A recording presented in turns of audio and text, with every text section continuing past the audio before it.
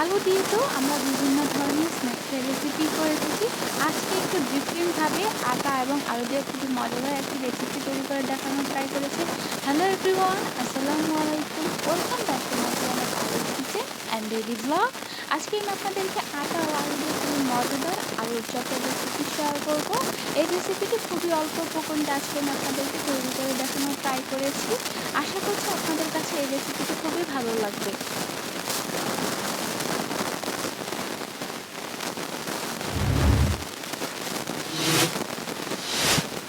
এই রেসিপির জন্য ফার্স্টে আমি কিছু আলুকে এভাবে সেদ্ধ করে খোসাটা ছাড়িয়ে নিয়েছি।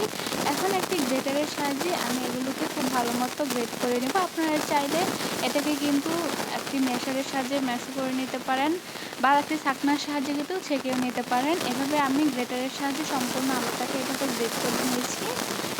এখন এর ভিতরে ফার্স্টে আমি দিয়ে দিচ্ছি আটা। এখানে আমি 1/3 কাপের মতো আটা দিয়েছি। আপনারা চাইলে ময়দা বা কর্নফ্লাওয়ারও ইউজ করতে পারেন। দিয়ে দিচ্ছি মরিচ গুঁড়ো, হলুদ গুঁড়ো, জিরে গুঁড়ো, গরম মশলা গুঁড়ো, চাট মশলা, স্বাদ মতো লবণ, কাঁচামরিচ কুচি এবং কিছু পেঁয়াজ কুচি দিয়ে দিচ্ছি। পেঁয়াজগুলোকে একদম মিহি কুচি করে আমি কেটে নিয়েছি। আপনারা চাইলে বাড়িয়ে বা কমিয়ে ইউজ করতে পারবেন। এখন এই সবগুলো উপকরণকে আমি খুব ভালো মতো মিক্স করে নেব।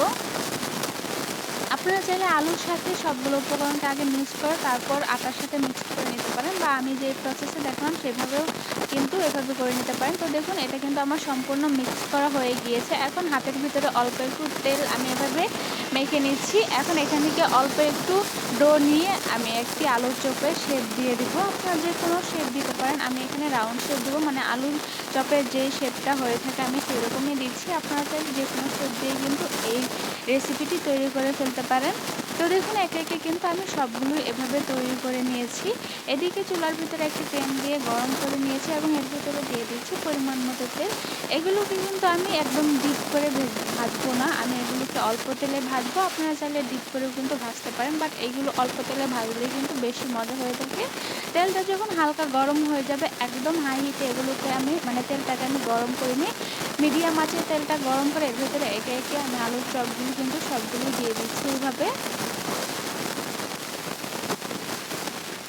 এগুলোকে আমি এখন মিডিয়াম টু লো আঁচে খুব ভালো মতো ভেজে নিব। আপনারা হাই হিটে দিলে কিন্তু উপরটার কালার চলে আসবে, বাট ভেতরটা কিন্তু ভালোভাবে কুক হবে না। তাই ট্রাই করবেন একটু সময় নিয়ে ধৈর্য সহকারে এগুলোকে ভাজার জন্য। যখন এরকম হালকা ব্রাউন কালার চলে আসবে তখন আমি এগুলোকে একটু এপাশ ওপাশ করে দিচ্ছি।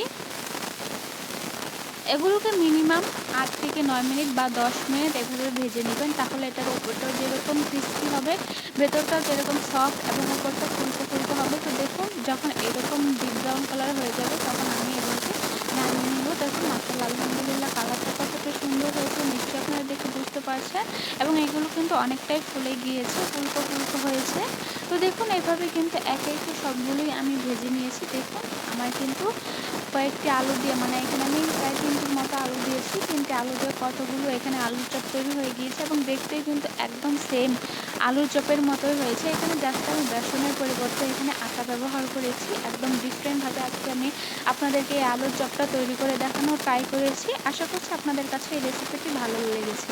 আমার রেসিপি ভালো লাগলে অবশ্যই লাইক কমেন্ট শেয়ার দিয়ে আমাদের পাশেই থাকবেন এবং এরকম আরও নিত্য নতুন রেসিপি পেতে আমাদের চ্যানেলকে এখনই সাবস্ক্রাইব করে রাখুন। আজকের মতো এখানেই বিদায় নিচ্ছি। সবাই ভালো থাকবেন। আল্লাহ হাফেজ।